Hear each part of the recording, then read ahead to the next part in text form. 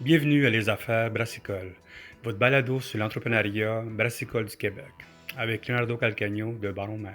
Bonjour tout le monde, ici Leonardo Calcagno des Affaires Brassicole. J'espère que vous allez bien. Écoute, comme je dis tout le monde, c'est fait encore froid, mais il y a encore des moments de chaleur. Puis écoute, tant qu'il y a de la bonne bière, de l'alcool, puis de la bouffe qui est faite au Québec, man, on est bien content de ce qui s'en vient. Bien sûr, la saison de festival commence tranquillement. On commence à planifier ça, bien sûr. Il y a des nouveaux festivals qui s'en viennent, des festivals qui ferment. Mais comme tout le monde attend des festivals à venir ici au Québec, comme vous savez, Ballon Mag, on couvre également l'Ontario. On a commencé aussi à voir ce qui se passe en Ontario, un petit peu en maritime, puis un petit peu dans le côté États-Unis. Comme vous savez, on est tranquillement en train de développer le côté anglophone vers les États-Unis. La section Ballon Mag, elle se développe là-dessus. Bien sûr, on parlait des nouveaux festivals, on parlait de tout ça. On voulait, comme l'année passée, on avait fait des séries d'entrevues de festivals. On a beaucoup aimé ça. Puis comme vous savez, chaque festival est différent, chaque festival dépendant de qui est en arrière de ça. On veut comprendre c'est quoi l'offre qui est en arrière de ça. Mais aussi le côté marketing, stratégie, toute la beauté qu'on aime nous autres en arrière de ça. Bien sûr, ce podcast est commandité par Baron Pro. Baron Pro, c'est notre section d'analyse quotidienne, d'entrevues, d'opinions, tout ça. Abonnez-vous à Baron Pro parce que c'est pas mal la façon que vous pouvez nous aider, ou bien sûr, acheter de la publicité, bien sûr. Mais Baron Pro, bien sûr, c'est notre section Baron Mag au quotidien avec une infolette à chaque semaine sur les analyses de ça. Aujourd'hui, on parle avec la gang du Festival de bière de Varennes. Number one, c'est pourquoi personne n'a fait un festival à Varennes? Je ne comprends pas. Parce que c'est un coin qui est intéressant. C'est un coin, comme vous savez, il y a eu plein de mouvements. Il y a plein de mouvements qui s'en viennent. Moi, international déménagé là-bas. Il y a une fermeture de brasserie dans ce coin-là, tout ça. Mais en même temps, Varennes, c'est une place qui est très intéressante côté géographique. Puis aussi, c'est une clientèle intéressante qui se développe dans ce coin-là. Puis du monde qui aime ça boire de la bière. Ça. Je ne comprends pas qu'il n'y avait pas d'autres festivals avant ça. Aujourd'hui, on parle avec Simon Demers, qui va nous parler un petit peu du festival qui s'en vient pour le 3 juin, au Polydome de Varennes. On va parler un petit peu, bien sûr, de l'idée derrière de ça, où est-ce que ça en vient avec ça. Puis bien sûr, pourquoi il n'y a pas eu de festival avant ça? Oui, l'année passée, ils ont fait, mais je ne comprends pas qu'il n'y en a pas eu avant plus gros que ça. Donc, comment ça va, Simon? Ça va bien? Hey, salut Leonardo, ça va bien toi? Excellent. Écoute, merci beaucoup de ton temps. Écoute, deuxième édition déjà. L'année passée, j'ai eu des bons feedbacks de ça là-dessus. Peux-tu parler un petit peu du festival de bière de Varennes? Qui t'en est de ça? Puis pourquoi il n'y en a pas eu un avant? Écoute, qui est en arrière de ça? Moi puis mon équipe. Dans le fond, on est trois, là, moi, ma conjointe, puis Marie-Michel, là, qu'on a engagé cette année. C'est nous autres qui est en arrière de ça. C'est l'idée de ma blonde. Il existait déjà des projets pour un Oktoberfest à Varennes. Bon Tu sais, pour rapport, hein? répondre à ta question de pourquoi il n'y a rien eu avant, il n'y a personne qui a pris l'initiative. C'est littéralement ça. La ville, nous, on est aidé beaucoup par la ville de Varennes. Sérieusement, leur soutien est incroyable. Mais de leur côté, c'était pas quelque chose qui était prêt à mettre de l'avant et à initier. Nous, quand on est arrivé avec l'idée, ben écoute, ils ont embarqué dans le projet à 200%.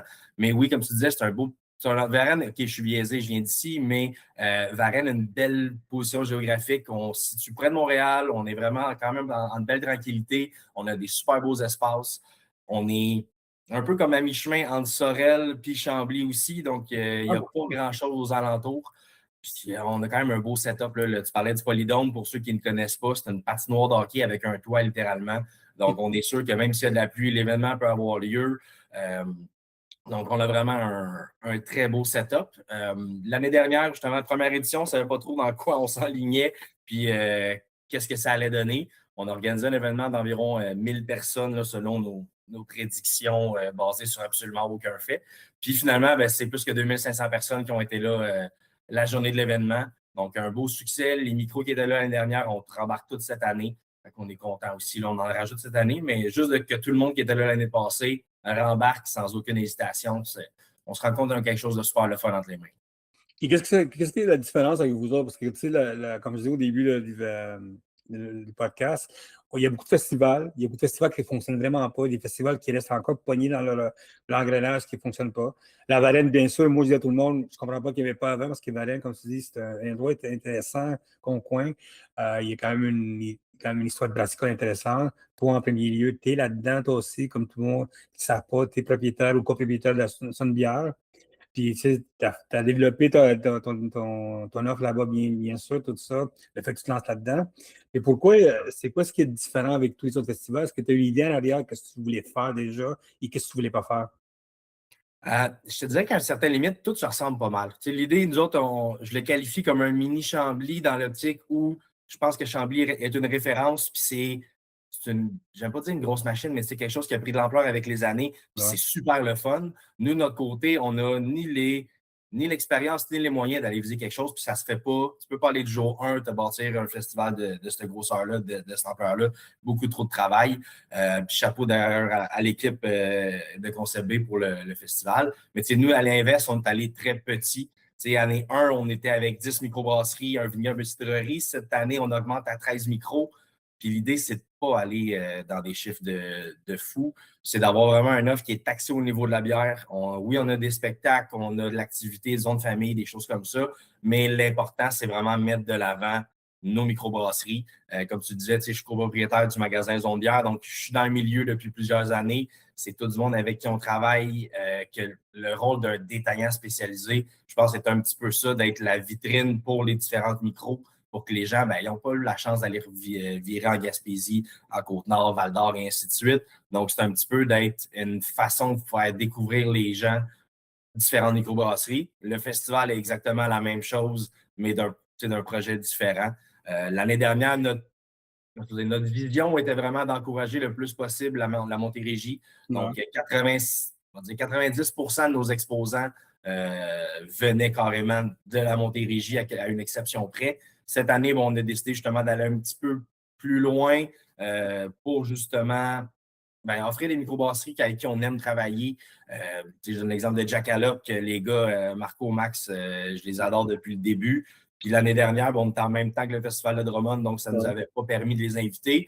Cette année, on a décalé justement le festival. On est maintenant le 13 juin, qui est quand même dans les premiers festivals de l'année. Le but, c'est un petit peu de se positionner à ce niveau-là pour avoir quelque chose de super le fun et une belle diversité de microbrasseries. Ben, vous avez quand même que prospecteur, quand même, c'est assez loin. C'est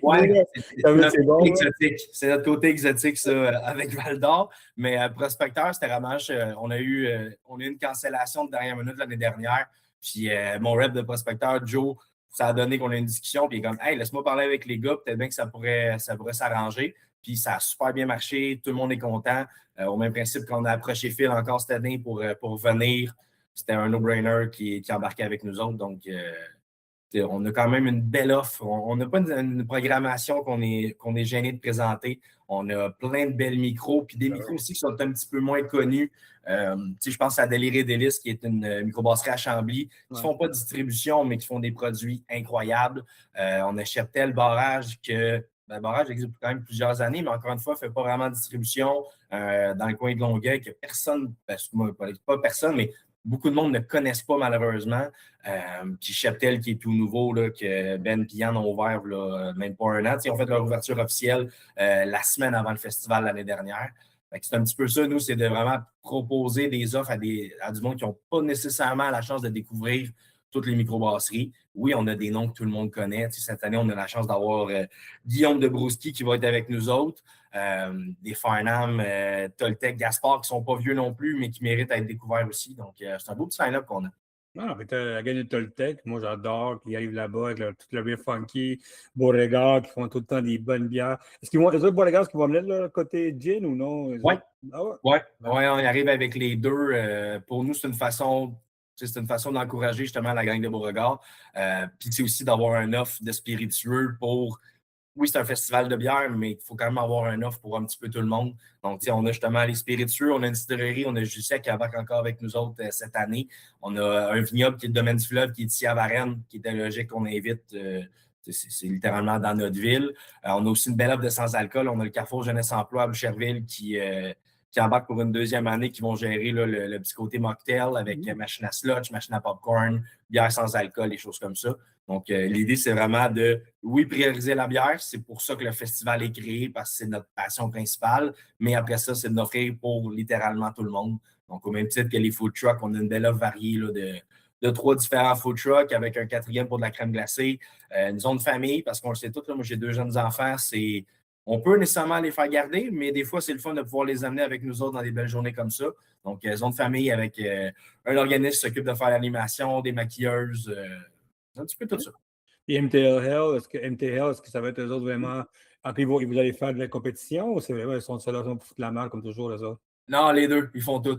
Mais OK. ouais, Zach, il revient encore cette année.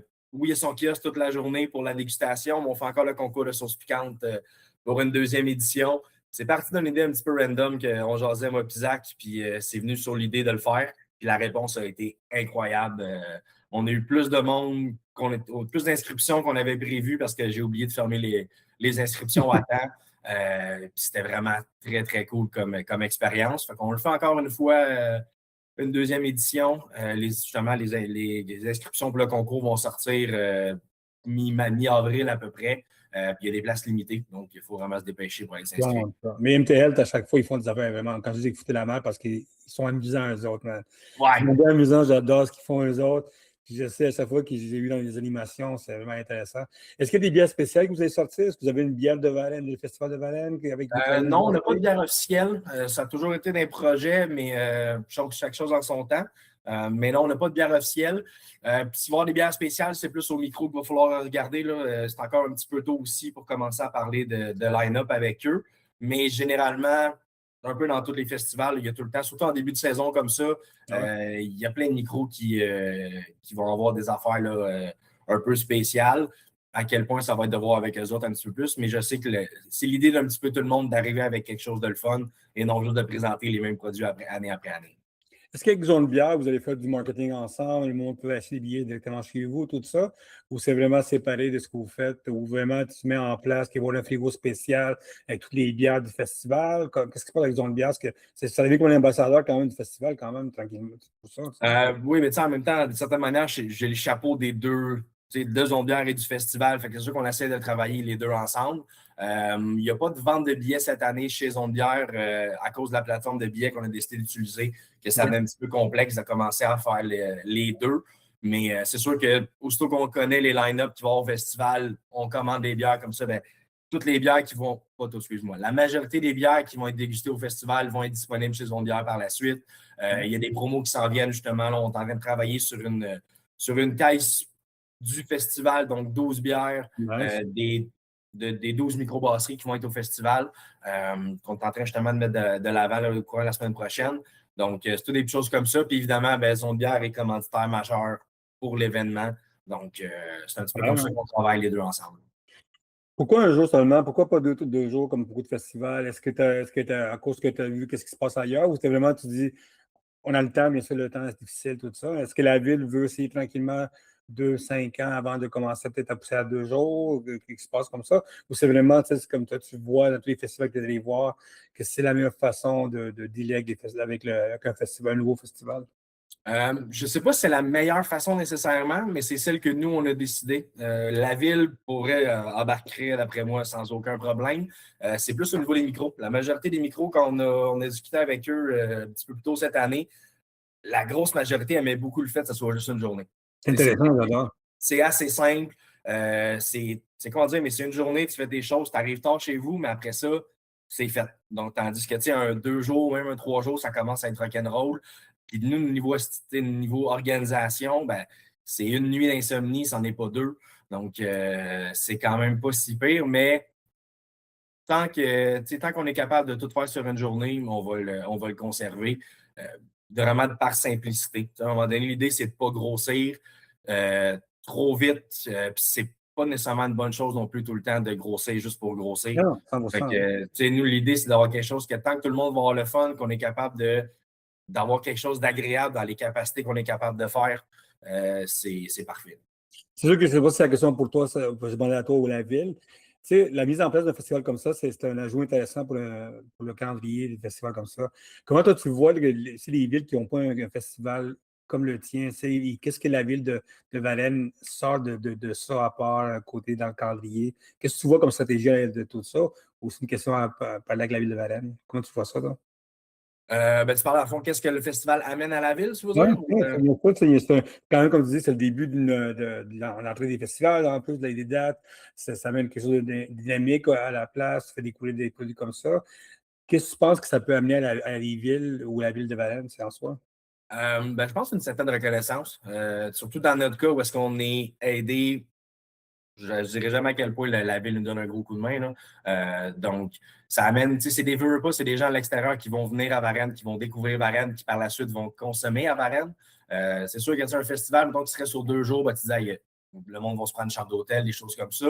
Dans notre cas, pas vraiment, mais il reste quand même que les gens, quand ils vont venir, ben, ils vont découvrir la ville, les différents attraits qu'on a ici. Puis c'est une question de reconnaissance aussi, là, que, comme je disais, la ville va être reconnue à l'échelle nationale, là, mais reste dans sa région, comme quoi ils sont en mesure de mettre de l'avant un festival comme le nôtre.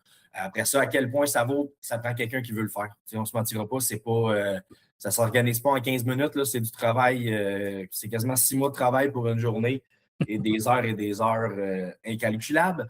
Donc, ça prend quelqu'un d'un peu craqué qui veut embarquer dans ce genre de projet-là, mais c'est vraiment le fun. Ben, excellent. Écoute, je dis à tout le monde, bien sûr, il faut aller à Varennes. Moi, j'y vais pas mal souvent dans ce coin-là. Le 13 juin, bien sûr, aller là-bas. On va mettre les liens pour les billets, tout ça. Simon Desmas, j'aimerais beaucoup qu'on se prenne un jour de zone bière parce que vous êtes une ancienne petite frette, vous avez fait quelque chose de beau. Le monde m'en parle souvent, comme vous avez réussi à faire un beau coin de bière là-bas. Je sais que le monde continue à aller chez vous, vous faites du beau premium, vous êtes tout le temps en train de travailler dans des bons produits, puis tu sais que des initiatives comme ça, je pense, on a besoin des bonnes nouvelles comme ça. Puis écoute, ça se trouve la deuxième édition, puis on dit à tout le monde, il y a seulement 4000 personnes là-dessus, maximum. Oui, exact.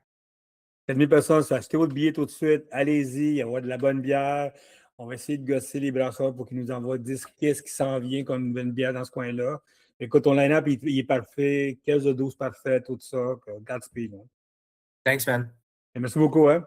On se dit Merci beaucoup à tout le monde d'écouter les Brassica, c'est ça. Écoute, c'est la deuxième année du festival à Varennes. Comme je dis, c'est un coin assez intéressant à développer. Comme vous savez, il y a plein de choses qui se passent dans ce coin-là.